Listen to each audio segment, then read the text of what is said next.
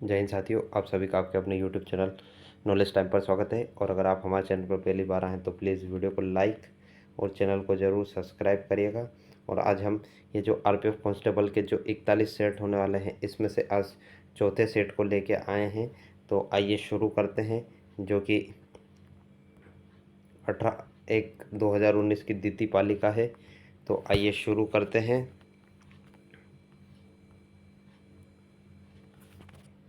तो पहले प्रश्न को लेते हैं।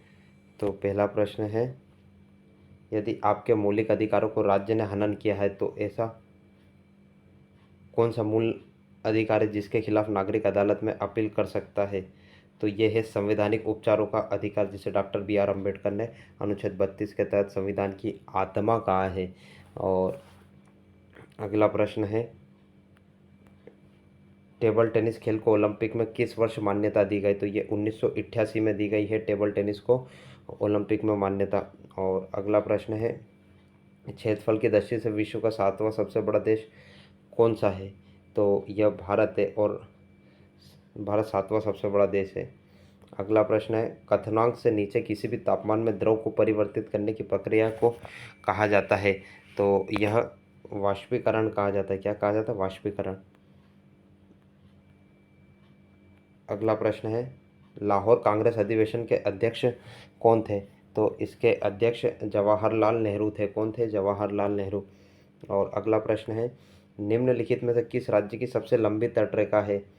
तो यह है गुजरात की सबसे लंबी तटरेखा है। और अगला प्रश्न है, निम्नलिखित में से किसने माउंट आबू जैन मंदिर का निर्माण करवाया था? तो इसका निर्माण विमल शाह ने करवाया था। किसने करवाया था? विमल शाह ने। और अगला प्रश्न है, भारत के राष्ट्रपति के लिए न्यूनतम योग्यता या आयु क्या है? तो ये 35 वर्ष है। और उपराष्ट्रपति के लिए भी।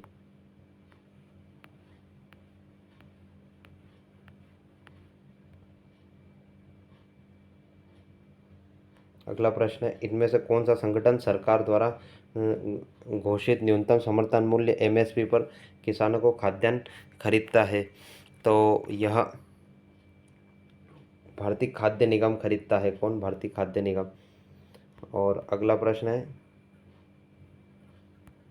भारत की संसद में शामिल है, तो इसमें क्या शामिल है? तो भारत की संसद में लोकसभा, भारत की राज्यसभा और राष्ट्रपति तीनों शामिल होते हैं।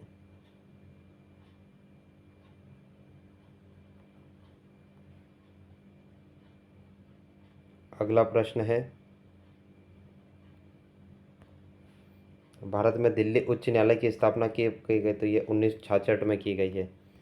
अगला प्रश्न है, 2003 की वित्तीय जिम्मेदारी और बजट कानून प्रबंधन कानून के बारे में है। तो यह वित्तीय सुधार और व्यय नीतियाँ हैं। अगला प्रश्न है, 2011 की जनगणना के अनुसार हमारे देश में लिंगानुपात है। तो यह 1000 पुरुषों पर 943 महिलाएं हैं। अगला प्रश्न है, an inquiry into the nature and college of the wealth of nations पुस्तक किसने लिखी है? तो यह एडम स्मिथ ने लिखी है। किसने? एडम स्मिथ ने लिखी है।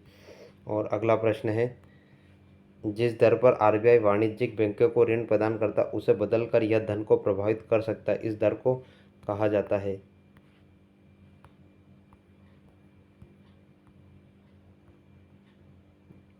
इसे क्या कहा जाता है? तो इसे बैंक दर कहा जाता है। किसे? बैंक से बैंक को। और अगला प्रश्न है, चेचक का टीका किसने विकसित किया था? तो चेचक का टीका एडवर्ड जेनर ने बनाया था। किसने? एडवर्ड जेनर ने बनाया था। और अगला प्रश्न है, पाक जल डमरू मध्य श्रीलंका को अलग करता है, तो भारत से अलग करता है। और अगला प्रश्न है, इनमें से किसने 1944 में गांधीवादी योजना का गठन किया था? तो यह श्री नारायण अग्रवाल ने किया था। और अगला प्रश्न है, 2011 की जनगणना के अनुसार भारत की साक्षरता दर है, तो यह 74% है। कितनी है? 74% है। अगला प्रश्न है, निम्नलिखित में से कौन सा खेल का प्रकार लिब्रो शब्द से जुड़ा है? तो लिब्रो शब्द से वॉलीबॉल का प्रकार जुड़ा है।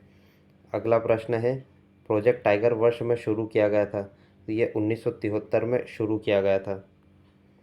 अगला प्रश्न है, बंगाल का विभाजन कब हुआ था? तो ये 1905 में हुआ था बंगाल का विभाजन। और अगला प्रश्न है, परमाणु संरचना पर काम करने के लिए 1922 में किसको नोबेल पुरस्कार से सम्मानित किया गया था? तो यह नील्स बोहर को सम्मानित किया गया था।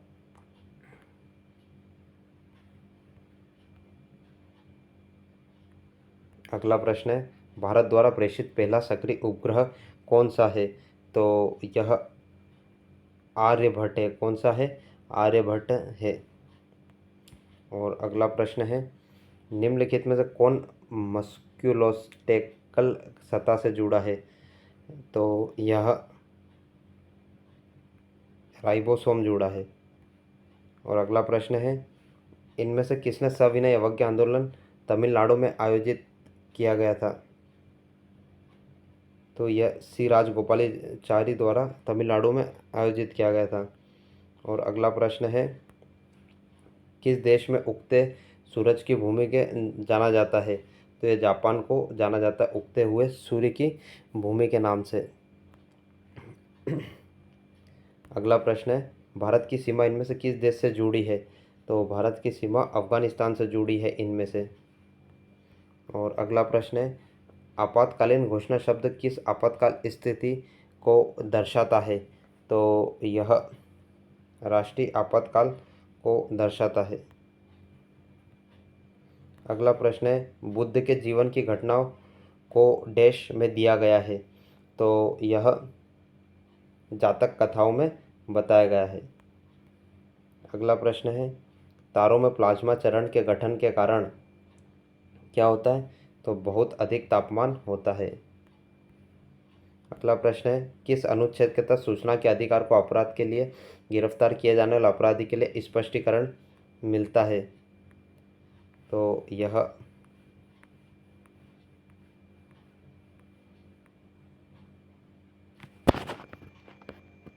अनुच्छेद किसके लिए मिलता है?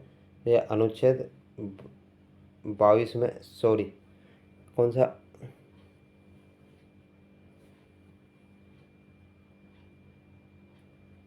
अनुच्छेद 22 में मिलता है।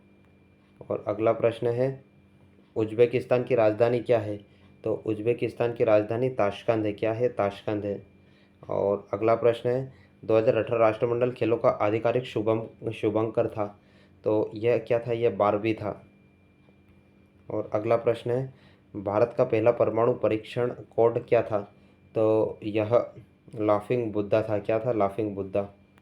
और अगला प्रश्न है, यदि कोई सदस्य बिना अनुमति की अवधि के लिए अनुपस्थित रहता है तो सदस्य की सीट को सदन द्वारा रिक्त घोषित कर दिया जाता है? तो यह 60 दिन के अंतर्गत इसे रिक्त कर दिया जाता है। और अगला प्रश्न है, अमरावती शैली की वास्तुकला का संबंध इनमें से किस राज्य से है? तो इसका संबंध महाराष्ट्र से, और एक अमरावती आंध्र प्रदेश में भी भैया इसकी राजधानी है। अगला प्रश्न है, निम्नलिखित में से किस नदी को दुख की नदी के रूप में जाना जाता है? तो दुख की नदी के रूप में दामोदर नदी को जाना जाता है। ये शोक है भैया बिहार, सॉरी, झारखंड और पश्चिम बंगाल का। अगला प्रश्न है, पिट्यूटरी ग्रंथि से जुड़ी है? तो पिट्यूटरी ग्रंथि मस्तिष्क से जुड़ी होती है। अगला प्रश्न है, किस चार्टर कानून ने भारत में ईस्ट इंडिया कंपनी के व्यापारिक अधिकार को समाप्त कर दिया? तो यह चार्टर अधिनियम 1813 के द्वारा इसे समाप्त कर दिया था। अगला प्रश्न है, निम्नलिखित में से किस प्रणाली को भारत में अंग्रेजी साहित्य का मैग्ना कार्टा कहा जाता है? तो यह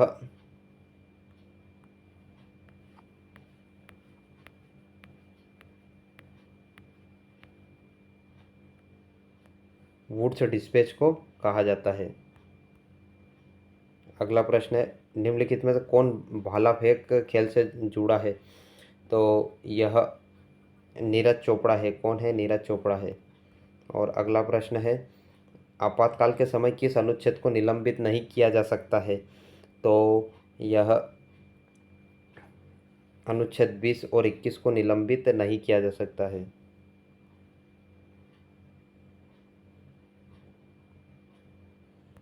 अगला प्रश्न है, सजावटी हस्तलेखन के निर्माण की संरचना को कहा जाता है? तो यह सुलेख कहा जाता है। क्या कहा जाता है? सुलेख कहा जाता है। अगला प्रश्न है, मानव अंगों में कौन आवाज़ उत्पन्न करता है? तो यह गला आवाज़ उत्पन्न करता है। अगला प्रश्न है, निम्नलिखित में से कौन सा मूल भारतीय खेल है? तो यह कौन सा मूल भारतीय खेल? तो यह है खो खो है।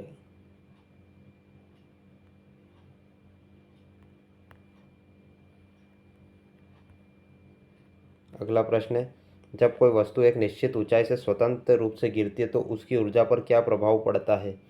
तो उसकी ऊर्जा पर स्थितिज ऊर्जा घटती और गतिज ऊर्जा बढ़ जाती है।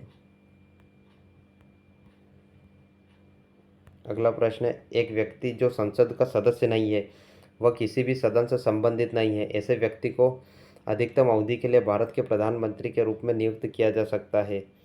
तो कितने दिन के लिए उसे नियुक्त किया जा सकता है? उसे सिर्फ 6 महीने के लिए ही नियुक्त किया जा सकता है। उसे 6 महीने में सदस्यता लेना जरूरी है।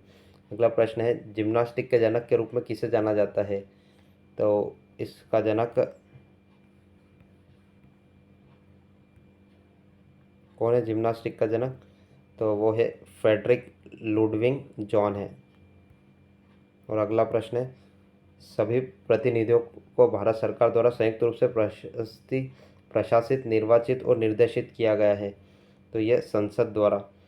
और अगर आप हमारे चैनल पर पहली बार आए हैं तो प्लीज़ वीडियो को लाइक और चैनल को ज़रूर सब्सक्राइब करिएगा। मिलते हैं अगली वीडियो में, तब तक के लिए जय हिंद, जय भारत।